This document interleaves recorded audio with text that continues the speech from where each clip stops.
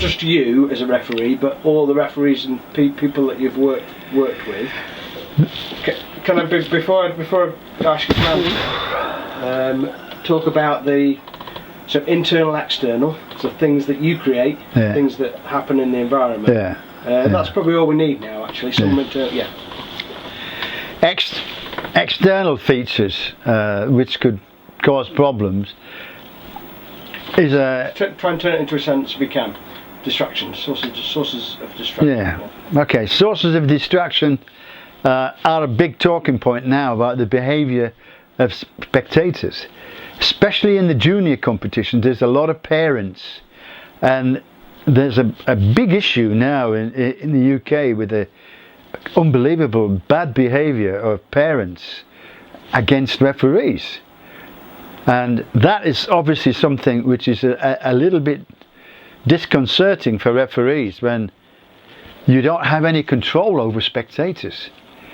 Well, you do if you really think about it, but you can imagine obviously stupid people.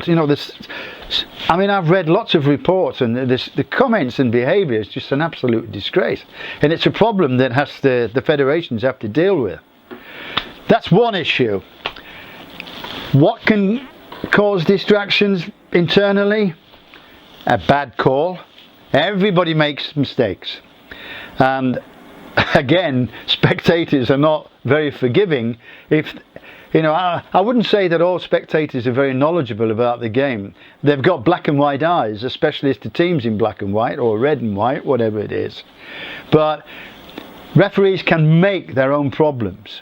Referees can make their own problems by their own body language, the way that they look, the way that they signal, and especially the way that they talk.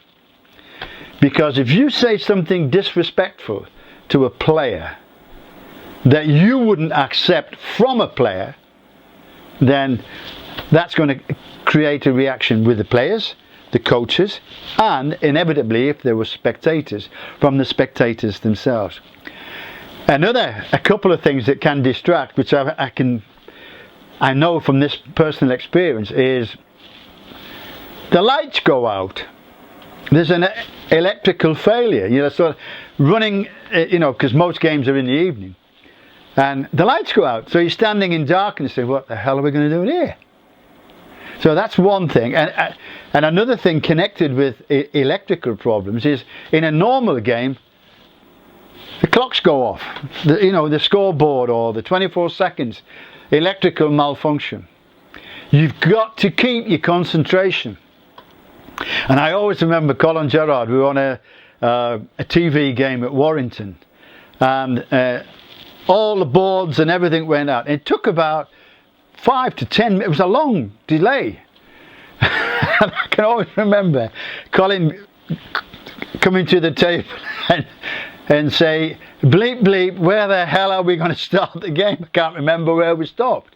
But that is, because you were so shocked. And then you've really got to keep your concentration, because then you've got to go back to, why has this happened? How are we going to restart? What was the problem? Can we fix the problem? And so on. Mechanical things or electrical things we can deal with. The personal things are more difficult, which is people. That's a big distraction. Do you have any strategies for dealing with distractions and bringing your focus back to the now?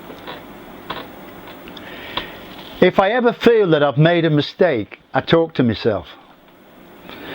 I used to have this old habit of slapping myself on the thigh and say, you screwed that one, didn't you?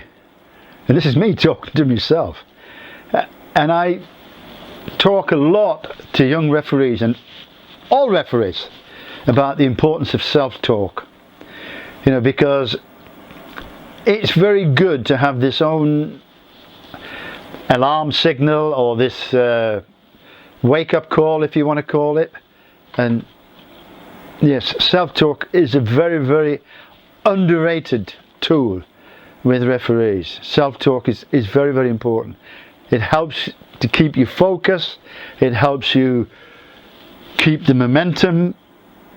don't start feeling sorry, because I always say to people that if you know that you've made a mistake, forget about it. Because if you keep thinking about that mistake, you're gonna make the next one. Like a classic example of a referee who was chasing a fast break.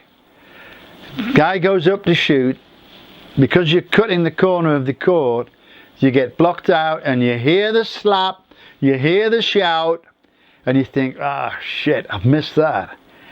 Now when he's turned round to start going in the opposite way, if you're still thinking that I'm bap bap, you know, and if you ever try this on a camera, where people look down at their feet as they're turning to go up the court, but if you're looking down at the floor, how are you going to see the players? So you're going to miss the next thing that happens, because you're feeling sorry to yourself and you're looking at the floor. Total lack of concentration, and you've lost the plot for a number of seconds, and that can create more problems what the first mistake created. Brilliant.